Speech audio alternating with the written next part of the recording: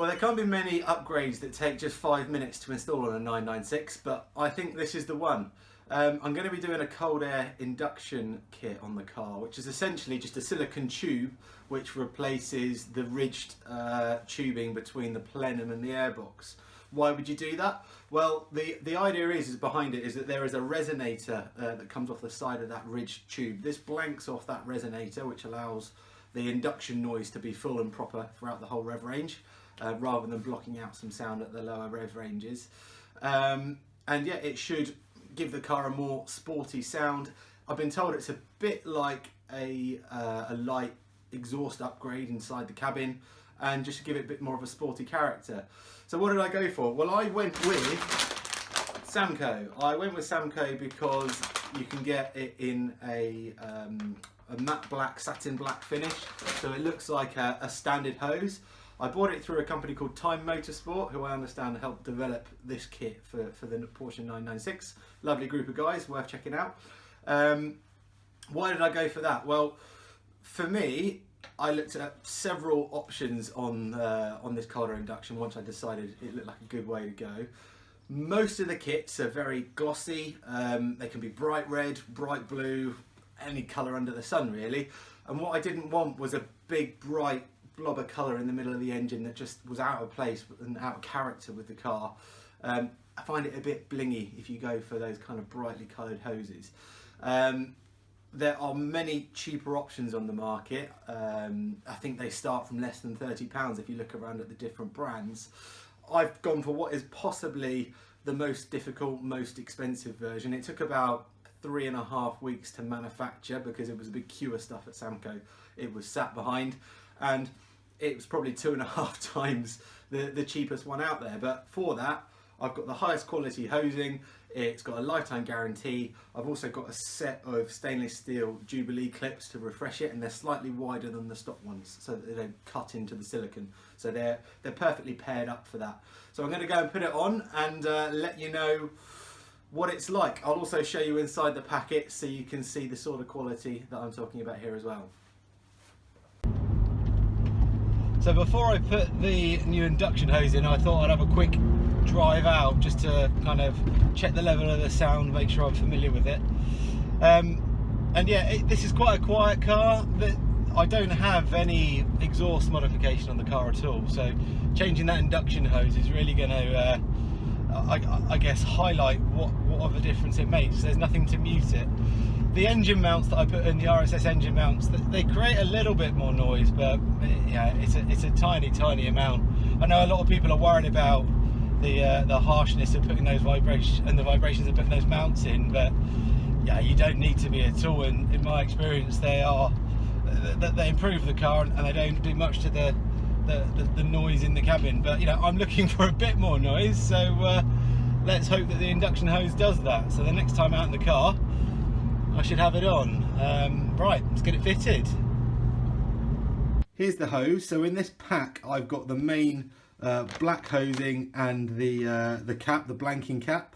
Everything's in black, which is really nice, and it's this satin colour.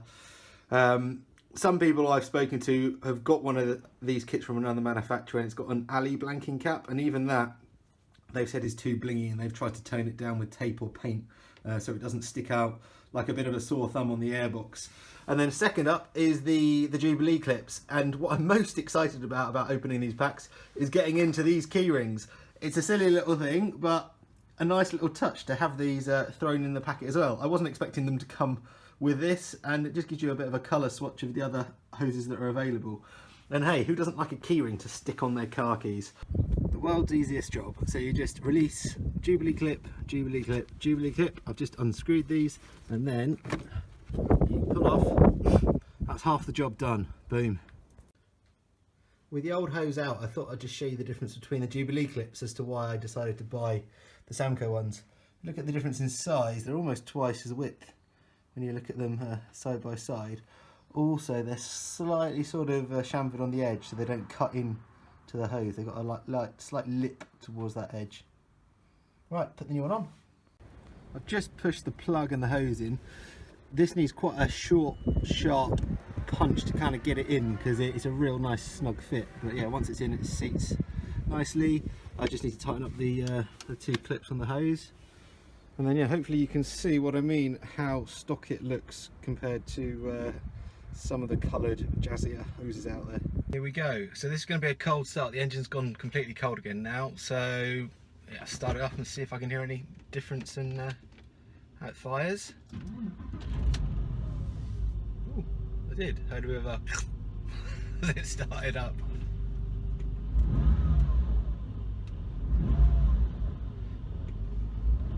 There's a much more angry growl inside the car, which is nice.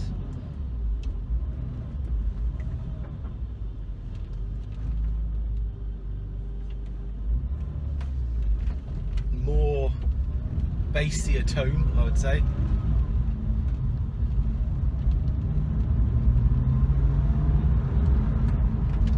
Yeah, that's actually quite a difference. I mean, I'm only at real low revs.